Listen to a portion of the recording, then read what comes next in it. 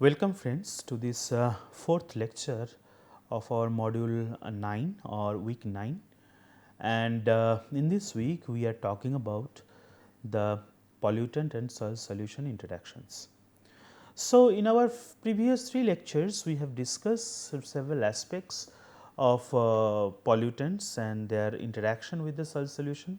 We have discussed the different dynamics of the pollutants which are soluble in water and how they can interact with different phases, and also we have discussed the heavy metal dynamics in the soil solution. We have discussed the uh, we have discussed different acid base equilibria and other solubility equilibria. We have discussed the acid rain effects, and also we have discussed the solubility of aluminum from the aluminum organic matter complexes, and also we have discussed the the dissolution of gypsum in the sodic soils. So, in our last lecture, while wrapping up, we have talked about the ion pair effect in the dissolution of sodium. So, let us see what is ion pair. Now, ion pairs in chemistry, ion pairs are basically formed when a cation and anion which are present in a solution of an ionizable substance come together to form a discrete chemical species. So, again when the anion or cation which are present in a solution of an ionizable substance come together to form a discrete chemical species.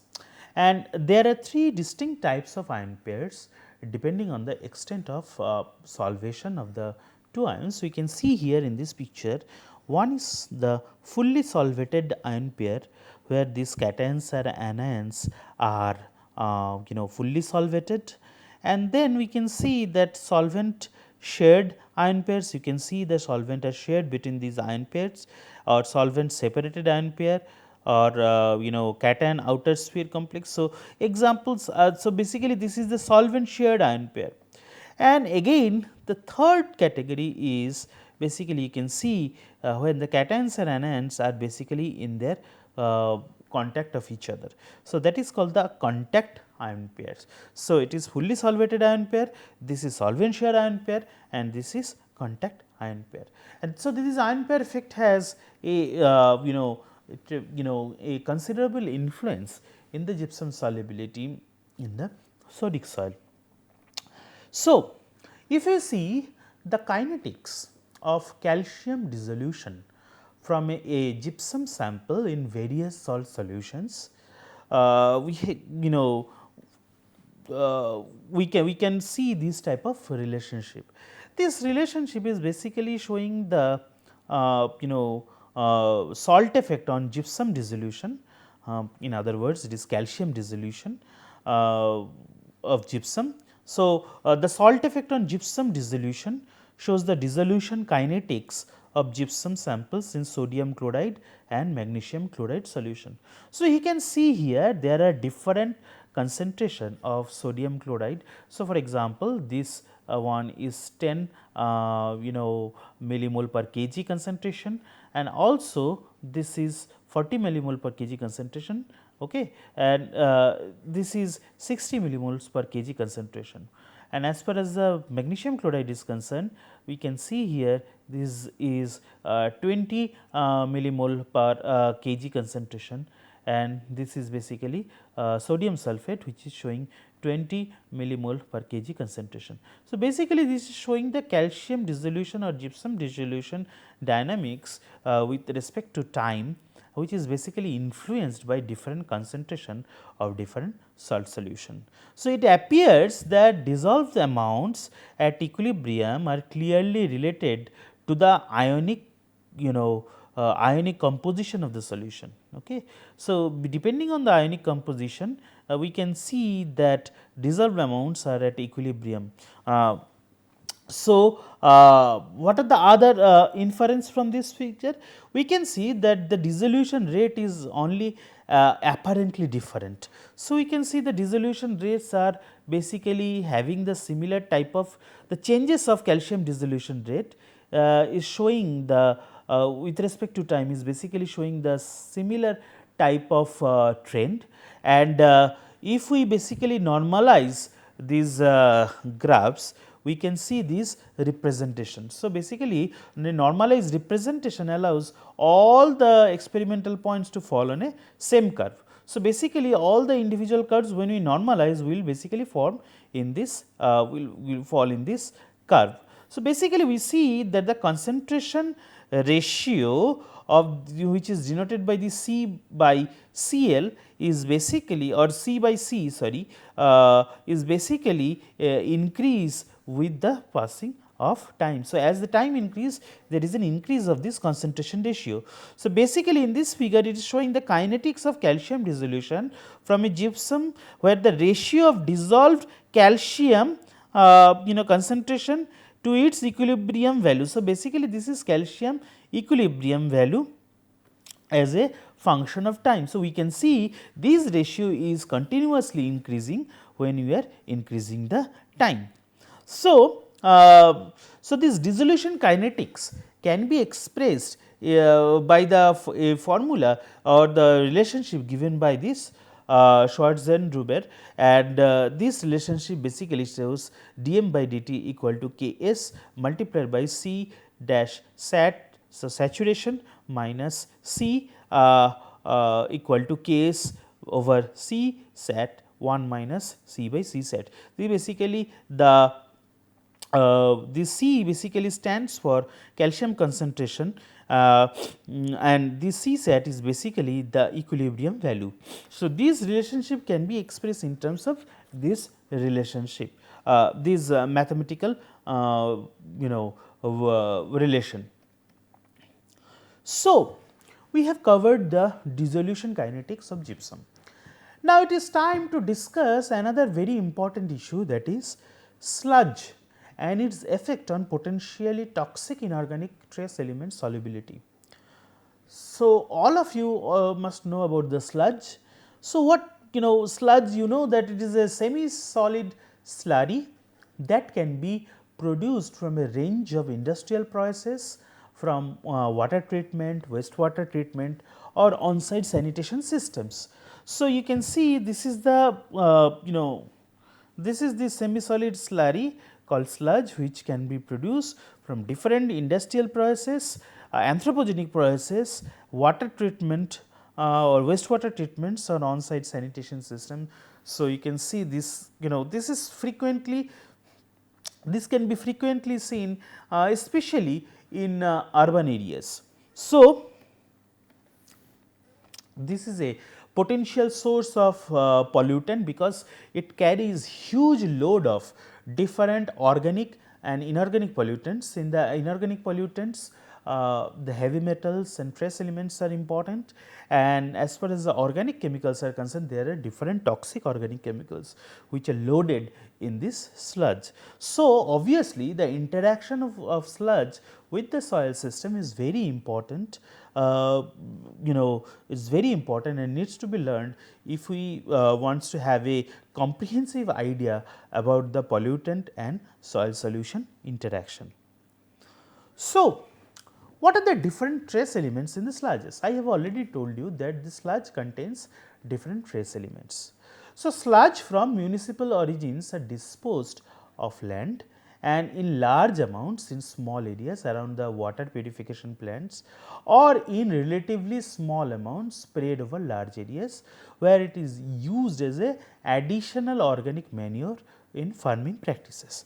So, again these sludge are basically generated from these municipal origins and disposed of on the land in large amounts in the small areas. So, for example, nearby some water purification plants, or in relatively small amounts spread over the larger areas, basically as a mean of addition of organic manure for farming practices. Now, the sludge of municipal origin are characterized by the presence of a large number of potentially toxic trace elements. Now, these municipal sludge are loaded with different heavy metals or trace elements which can create considerable toxicity in the soil. So, let us see those. If we consider the management of the sludges, the management of sewage sludge is one of the environmental problems which are not fully solved yet. Obviously, there are some problems. So, the management of sewage sludge is a big challenge for the environmental scientists. Now, in many areas, the abundance of heavy metals in these sludges make them inadequate for agricultural use. Obviously, you do not want to add this manure, you add these in terms of manure in the field to create further problem, to encourage the bioaccumulation. So, in many cases this abundance of these heavy metals are the reason, that is why due to the presence of huge amount of organic matter which is considered to increase, which is expected to increase the natural fertility of the soil, it is not generally used because of the presence of this heavy metals. Also, they are dumped on uncontrolled landfills. So, the landfills are the regions where you can see the municipal solid wastes are basically dumped. So, in this dumped in these uncontrollable these uncontrolled dump sites or landfills, you can see huge amount of these municipal sludges are being dumped. So, the influence of this practice on the soils and groundwater quality depends to a large extent on the texture and composition of the soil on which these sewage sludges are dumped. It is quite natural because of the different soil physico-chemical properties.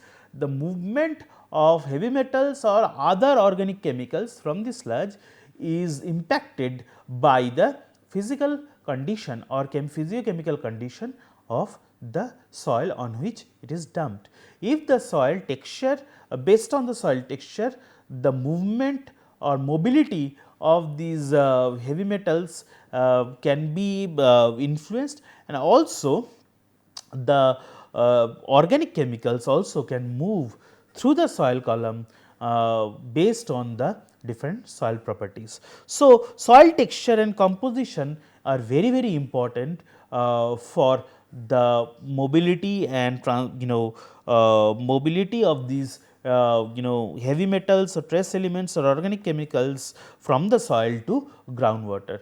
If the texture is sandy, obviously there will be more movement of these toxic or organic chemicals or heavy metals down to the groundwater and ultimately creating the groundwater pollution.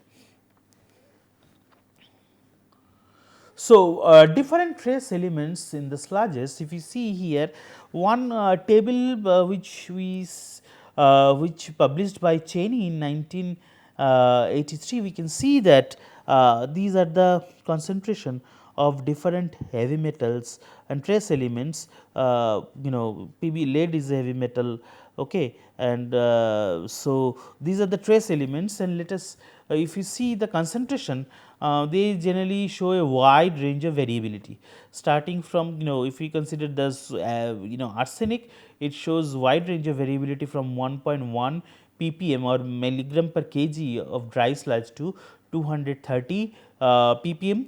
Then cadmium, which varies from 1 to 3410, and copper, which varies from 11.3 to 2490, and so on so forth. As compared to the lead, in respect to the lead, you can see wide variation starting from 13 ppm to 26,000 ppm. In case of zinc, it varies from 101 to 49,000 ppm. So, 49,000 ppm means 4.9%, which is quite high. So, similarly iron from 1000 ppm to 154,000 ppm. So, you can see that how this sludges shows a wide variability of these trace elements, and sometimes which is beyond the permissible limit, and these are the median values of those data. So, the soluble organics which are originating from sludges may retain the inorganic trace elements in a non-adsorbable form, which is mainly as anion or neutral species. So, the soluble organics which are also originating from sludge may retain in the inorganic trace elements. These inorganic trace elements basically retain in the sludge in a non-adsorbable form, mainly as anions or neutral species. Now, the inorganic forms associated with organic matter could include different forms. What are those? Metallic particles, it could be metallic particles, relatively pure precipitates. What are those relatively pure precipitates? Phosphates, carbonates, sulfides or silicates. So, you can see these are the relatively pure precipitates like phosphates, carbonates, sulfides and silicates, which you can see are associated with the organic matter in the sludge. Also, this sludge contains solid solutions resulting from co-precipitation with precipitates of iron, aluminum and calcium, or as metal ions strongly adsorb on the surfaces of iron, aluminum and calcium minerals. So, you can see that these trace elements can be present in the sludge in different forms, and also metals may be present in soils in many forms. So, basically you can see that either they can be these trace elements can be present as metallic particles or precipitates or solid solutions or or co-precipitation, so or strongly adsorbed. So, there are different forms in which they are present in the sludge and ultimately creating the environmental problem. So, this is another data which you can see that produced by Young et al. In 2017, we can see that the content of heavy metals, for example, copper, lead, zinc, cadmium, nickel and chromium, they are how they are varying in different parts of the study area. So, we can see that for acidic soil, these are the threshold values, that means the permissible values. For example, 800 ppm for copper, 300 ppm for lead, 2000 ppm for zinc, 5 ppm for cadmium, 100 ppm for nickel and 600 ppm for chromium. And for neutral and basic soil, the corresponding values are 1500 ppm, 1500 ppm for copper, for lead it is 1000 ppm, for zinc it is 3000 ppm, for cadmium it is 20 ppm, for nickel it is 200 ppm, for chromium it is 1000 ppm. So, if we consider the mean values which they calculate from different areas, you can see that as far as the cadmium is concerned, it is showing higher than the threshold value for the acidic soil in case of acidic soils, and also the nickel concentration is quite high, which is around 600, mean nickel concentration is 692.94 ppm, which is quite high than the threshold values of both acidic soil as well as the neutral or basic soils. As far as the chromium is concerned, the values are less than the threshold values of acidic soil. So, obviously, that shows the wide variation of different heavy metals which are present in the sludge and how they can and some of them are above the threshold limits, permissible threshold limits. Now, if you see the complexation with soil organic matter, in the metal organic matter complex, a general decreasing order of complex stability was stated by these two scientists, Schaefer and this Chastabel in 1982, and this says that the decreasing order of complex stability can be found when with the highest of Fe3 plus, aluminum 3 plus, then copper, then lead, then Fe2 plus or ferrous, nickel, cadmium, zinc and manganese. So, this is basically showing the decreasing order of complex stability. So, obviously, iron has the highest and manganese has the lowest.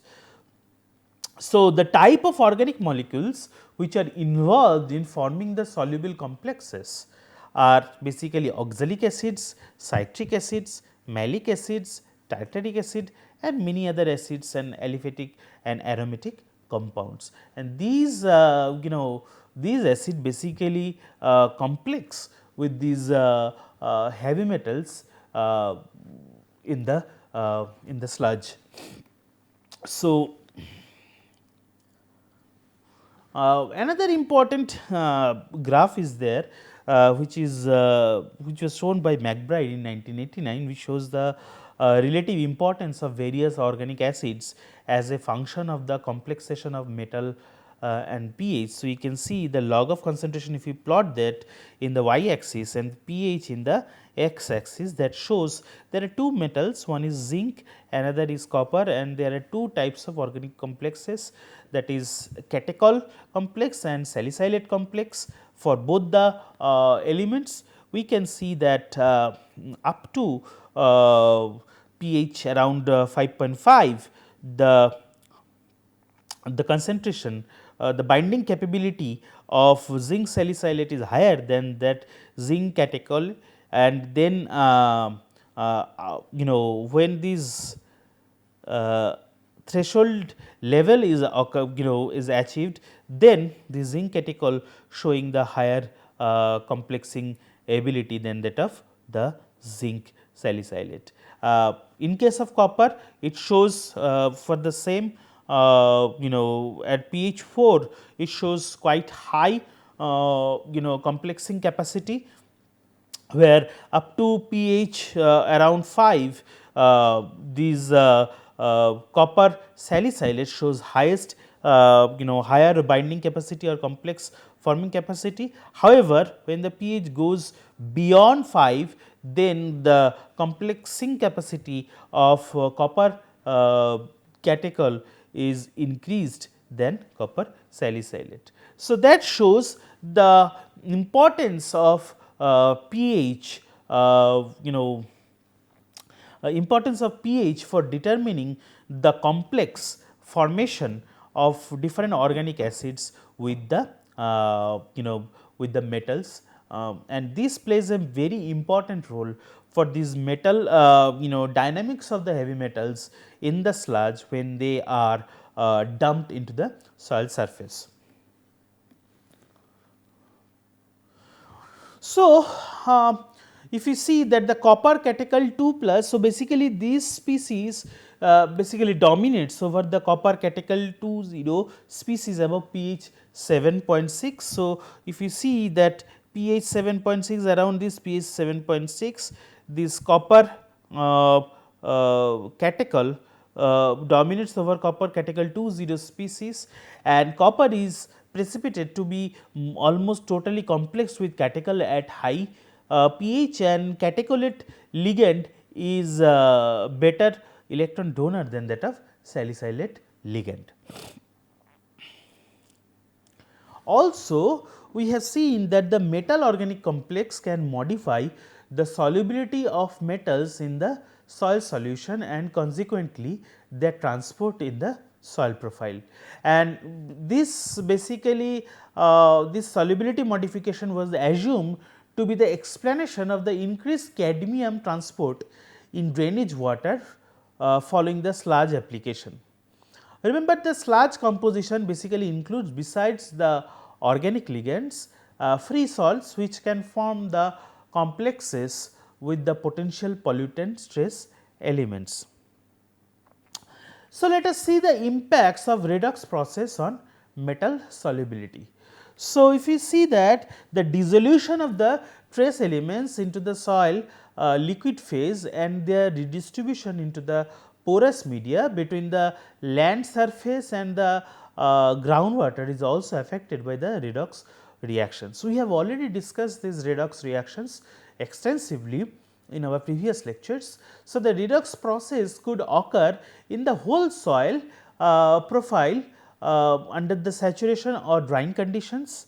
Now, in case of unsaturated soil, the process of reduction and oxidation, this redox reaction proceed simultaneously at the aggregate soil level, and reduction into the soil aggregates and oxidation at the aggregate surface. Obviously, at the aggregate surface that is more in direct contact with the air. So, obviously, there will be oxidation, and in the aggregate when there is less contact with the external oxygen or air, then obviously there will be reduction. So, we can see in an unsaturated soil the process, the redox process basically goes side by side simultaneously at the aggregate soil level. And you can see this is the this is the picture of a redox reactions which is undergoing in the soil, which is you can see the coloration, the change in coloration in the soil as a result of redox process. So, these this shows very important implication for metal solubility. Now, it is known that the heavy metals are less soluble in an aqueous phase in their higher oxidation states. So, the reduction oxidation in soils are basically enhanced by either biological process or a chemical catalysis, and it also affects the heavy metal solubility again. So, we know that the heavy metals, when they are present in the higher oxidation states, they are less soluble in aqueous phase. So, when the redox reaction in the soil are basically biologically mediated. So, these biological mediate or chemical catalysis is generally used to enhance this redox process. It also affects the heavy metal solubility by changing the oxidation status. So, this is how the redox potential or redox reaction has a profound influence on the heavy metal solubility, and this is playing a very important role for heavy metal contamination when we are applying the sludge in the soil surface and their mobility. Now, if you see the redox potential of the solubility of iron, we know that the electron activity in soil controls the ratio of Fe3 plus to Fe2 plus in solution according to the reaction. That is, we know that according to the reaction Fe3 plus, when there is an electron, there is a electron, then it will be converted to ferrous. So, ferric will be converted to ferrous by after accepting an electron, and here the log K value is basically 13.04. Now, we know that the logarithm of this reduced species over oxidized species equal to this log K 0 minus P. We already know that. So, basically inputting this value of log K will get this reaction. Let us consider this reaction 1.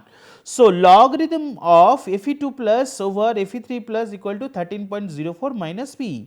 Now, when the Pe value is 13.04, obviously, so this total right hand side will become 0. So, obviously, in that condition this ratio, that is Fe2 plus to Fe3 plus is become in unity and change. So, basically changing Pe by 1 unit basically changes the ratio of Fe2 plus to Fe3 plus by tenfold. So, this is basically the redox potential on the solubility of Fe. So, similarly, we can see the implication of redox potential on the solubility. So, basically when the Fe3 plus converts to Fe2 plus, obviously their solubility is increased. Fe2 plus is more soluble, ferrous is more soluble than ferric. So, this is how when the change in the redox potential results in the changes in the solubility of iron. So, this is also showing a very good relationship between the pH and activity of Fe2 plus and Fe3 plus ions. So, it is clear that as we decrease the redox then there is an increasing the activity of Fe2 plus in the equilibrium with soil iron. So, basically when we are reducing the redox, that means the redox potential is decreasing. When the redox potential is decreasing, the activity of Fe2 plus in equilibrium is increasing because their solubility is increasing. We know that iron will be converted, Fe3 plus or ferric will be converted to ferrous Fe2 plus by accepting an electron. So, basically when there is a reduction when the redox potential is decreasing, the Fe3 plus will be converted to Fe2 plus, and as a result of that their solubility will increase and their activity will increase. So, the lowest dashed line, as you can see in this picture, this lowest dashed line, this is the lowest dashed line, this represents this Fe2 plus at this Pe plus pH value of 20.61. Okay. Now, at this redox potential, the activity of Fe2 plus and Fe3 plus become equal at pH 7.57. So, this is the pH 7.57 when the activity of these Fe2 plus and Fe3 plus becomes equal. Now, remember that from this graph that the Pe plus pH values, as you can see, this is the Pe plus pH values of soil is generally lower than that of 20.61. So, as you can see 18, 16, 14, 20, 12 and 10. So, this Pe plus pH values of soil is generally lower than 20.61, and the activity of Fe2 plus in soils is basically is most often greater than that of Fe3 plus. So, this graph shows us this implication. So, basically when we are reducing the low redox potential, it is increasing the Fe2 plus activity in the soil solution. Here we can see the lowest dashed line represents the Fe2 plus at P plus pH of 20.61. At this redox potential, these activities of ferrous and ferric become equal at pH value of 7.57. We can see here it is becoming equal, and since the Pe and pH of the soils, this Pe plus pH in the soil is generally lower than that of 20.61, as you can see 18, 16, 14, 12 and 10.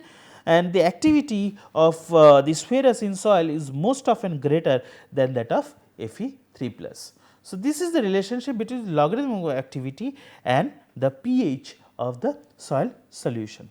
So, friends, we have learned some important aspects of sludge and how different trace elements are present in the sludge, and what are the different conditions which are influencing their mobility in the sludge, what are the sludge management, what is the difficulties in the sludge management, why we are not applying the sludge as a manure in the agricultural fields.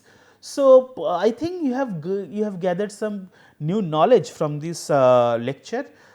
Please feel free to email me if you have any queries. I will be more than happy to answer your queries. So, let us wrap up our lecture here, and in our last lecture of week 9 we will be talking more about polycyclic aromatic hydrocarbons and their properties, and how their solubility generally some insights on their solubility in different solvents. So, let us wrap up our lecture here, and let us meet in our last lecture of week 9 to discuss polycyclic aromatic hydrocarbons in details and their and their different properties and their interaction with different solvents. Thank you very much.